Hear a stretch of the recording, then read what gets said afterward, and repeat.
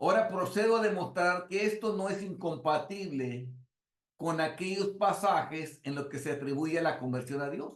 En otras palabras, que no está peleado con aquellos pasajes que dice que Dios es el que los convierte, porque son los dos. Y aquí permíteme señalar que a menudo me parece muy extraño que los hombres alguna vez hayan supuesto que había una inconsistencia aquí. O sea, que algo no estuviera, que hubiera una contradicción, o que alguna vez hayan pasado por alto el sentido común de la cuestión. Qué fácil es ver que tiene un sentido en el que Dios los convierte y otro sentido en el que los hombres lo convierten. Las escrituras atribuyen la conversión del pecador a cuatro agencias diferentes. Vamos a ver los cuatro agentes, hermanos, que contribuyen a la salvación del pecador. El primero, los hombres. Ese es usted y yo. Los que le hablamos a la gente la palabra. La Biblia, como vimos en los pasajes anteriores, lo atribuye como si nosotros fuéramos los que salváramos. Pero ¿a quién más lo atribuye la Biblia? A Dios. A Dios también atribuye que Él es el que salva a la gente. ¿A quién más? A la verdad, como un instrumento. A esa palabra que le hablamos, que era la palabra exacta que necesitaba oír para que el pecador pudiera creer en el Evangelio. Entonces también se lo da a la palabra. Y por último, se lo da al propio pecador, como que él se salva solo. No es que él se salva solo, sino que él obedece a la verdad que nosotros le estamos hablando. ¿Por qué obedece? Porque nosotros hablamos sabiamente el Evangelio, porque Dios, por medio de su Espíritu Santo, realza las palabras que le estamos diciendo nosotros. Se las pone claritas en su mente para que las crea, porque la verdad se le muestra clarita y entonces él obedece para salvación. Entonces, esas son las cuatro agencias que actúan. Los pasajes que le atribuyen a la verdad son la clase más grande. O sea, los pasajes que hablan que son nacidos por la verdad es donde hay más cantidad de pasajes. En los otros hay menos pasajes. Pero le voy a citar nomás uno que quizás se acuerdan mucho de él.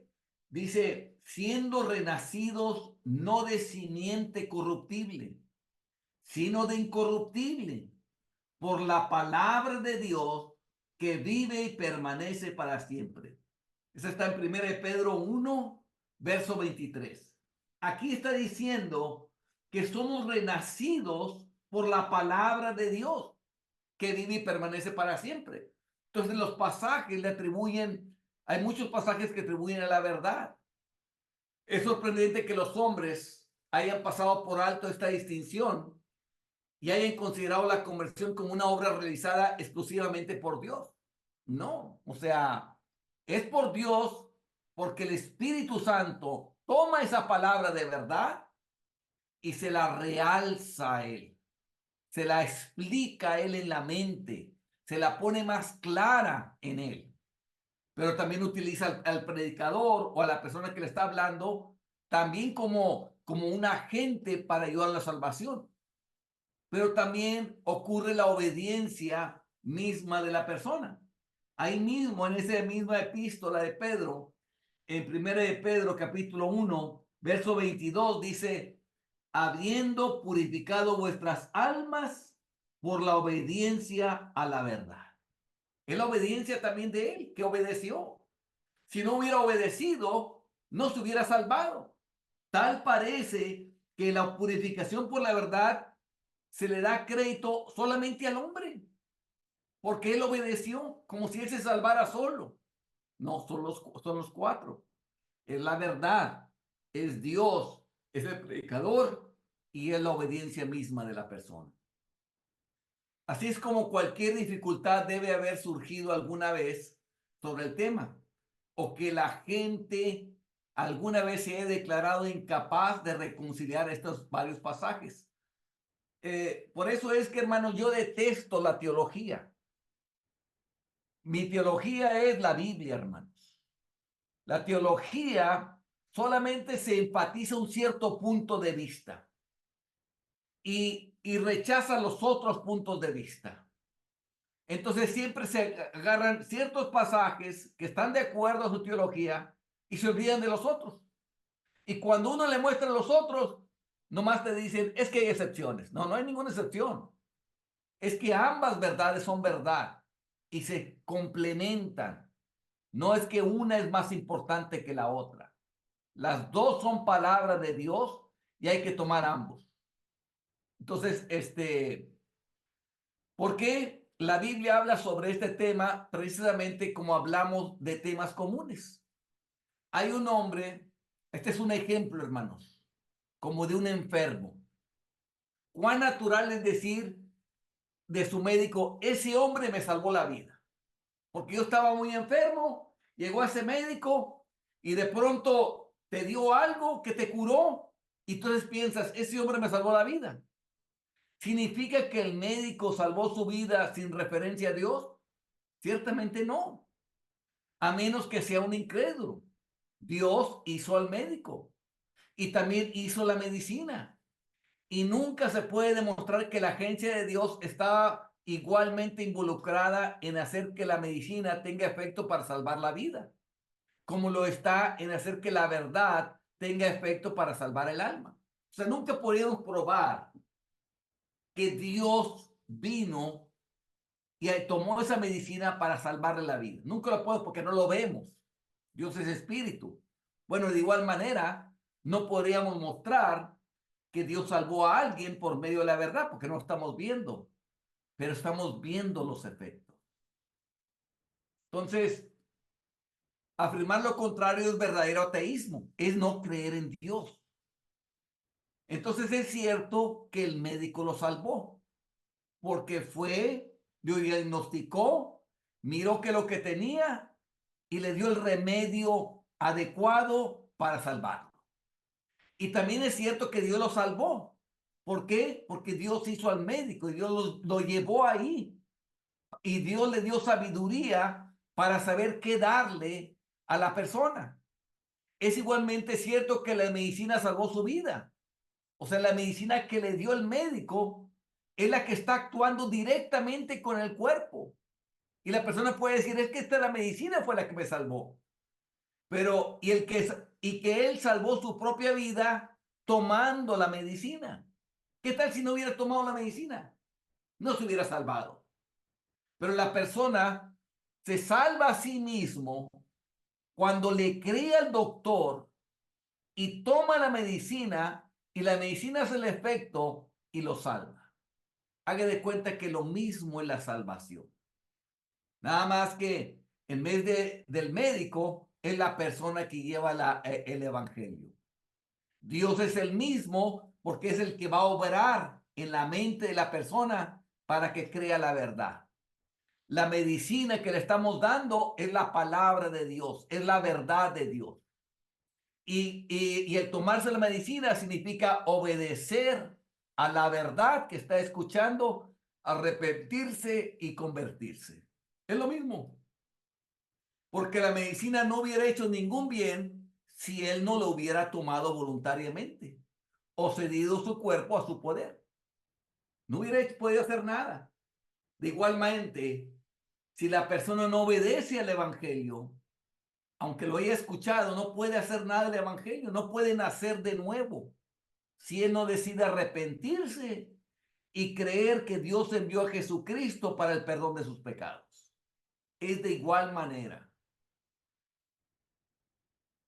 En la conversión de un pecador, es verdad que Dios le da a la verdad eficacia para convertir al pecador en Dios.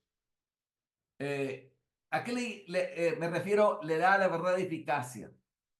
Bueno, quiere decir que Dios conoce toda tu vida y de pronto está escuchando, tú estás escuchando la palabra de Dios y tenías algún pecado que tú hiciste en algún momento. Entonces, esa verdad cuando viene, te la aplica a tu caso específico, como si Dios nomás te estuviera hablando a ti. Y como que Dios te explica, ¿te acuerdas aquellas cosas que hiciste en aquel tiempo? Te recuerda aquel pecado que tú hiciste. Y entonces cuando tú lo recuerdas, caes en convicción, te sientes culpable ante Dios. Y entonces es cuando dices, yo necesito un Salvador. Y es cuando te lleva al arrepentimiento. A eso se refiere que la verdad la hace eficaz.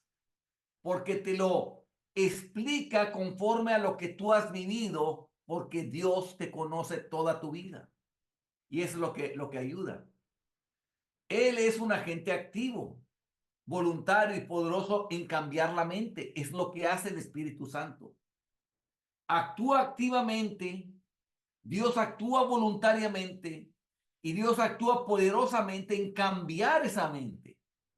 Pero Él no es el único agente, no es el único que está obrando en eso.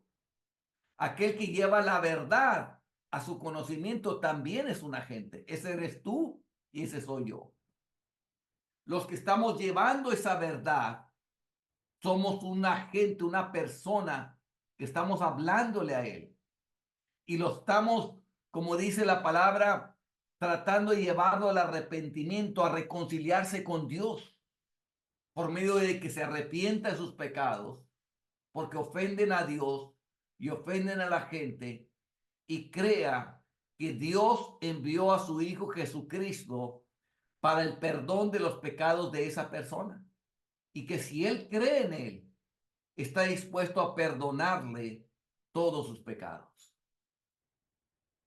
Solamente hablar de ministros y otros hombres como simples instrumentos en la conversión de los pecadores, esto no es exactamente correcto. ¿Qué es un instrumento? Bueno, un instrumento es como la guitarra. ¿Se toca sola la guitarra? No. Necesita que alguien toque la guitarra. ¿Se toca sola la flauta? No. Necesita que alguien toque la flauta. Y así cualquier instrumento de música no se pueden tocar solos. Así es la palabra de Dios en la Biblia. No puede hablar sola. Necesita que alguien la lea y se la diga a una persona. Por eso los ministros no es un instrumento. El ministro es un agente. Es un hombre, es una mujer que habla, que piensa. Nosotros no somos como instrumentos que necesitamos ser tocados. Nosotros podemos hablar, nosotros podemos ver, podemos oír. Los instrumentos no hablan, no leen nada. Necesitan ser usados por un hombre o una mujer. El hombre es algo más que un instrumento. Usted y yo somos algo más que un instrumento, porque nosotros podemos sentir lo que Dios siente. Nosotros podemos hablar y hacerle saber a Dios, a los hombres, lo que Dios está sintiendo cuando la persona está haciendo. La verdad es el mero instrumento inconsciente. La verdad, la que está escrito en la Biblia, ese sí es un instrumento. Ese no habla solo. Qué bueno que la Biblia hablara sola y le dijera a la gente. Nomás le acercaríamos una Biblia ahí cerca y se pudiera hablar. Pero el libro no habla. Tiene que ser leído. Tiene que ser explicado. Porque aunque alguien lea la Biblia, muchas veces la gente no lo entiende. Por eso cuando Felipe se le acercó al etíope, le preguntó, ¿pero entiendes lo que lees? Él estaba leyendo y al parecer era una persona importante. En otras palabras, que tenía educación. Sin embargo, él dijo que no entendía, porque no sabía de quién estaba hablando en el pasaje que estaba leyendo. Necesitaba alguien que le explicara esa verdad de tal manera que la entendiera. Ese es usted y ese soy yo. Eso, pero la palabra que estaba leyendo el etíope es el instrumento. Es lo que se está usando para que se pueda convertir una persona. Pero el hombre es más. es un agente voluntario y responsable en el asunto. Lo voy a volver a repetir.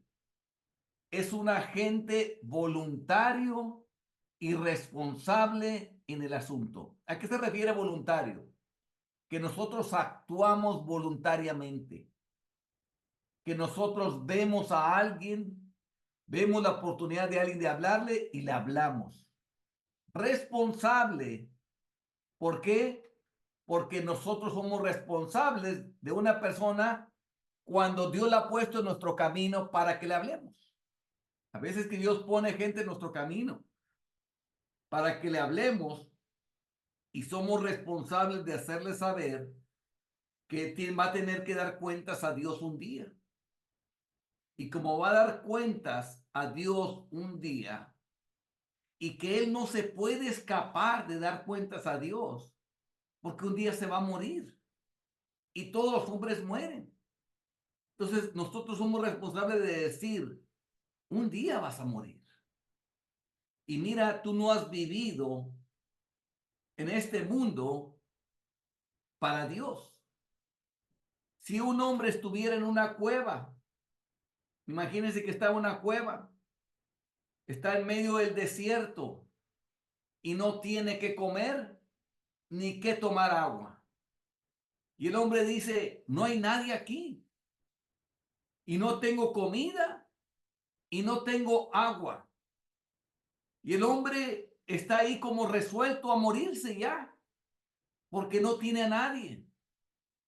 Pero un día sale de esa cueva y ve un plato de comida y un vaso de agua.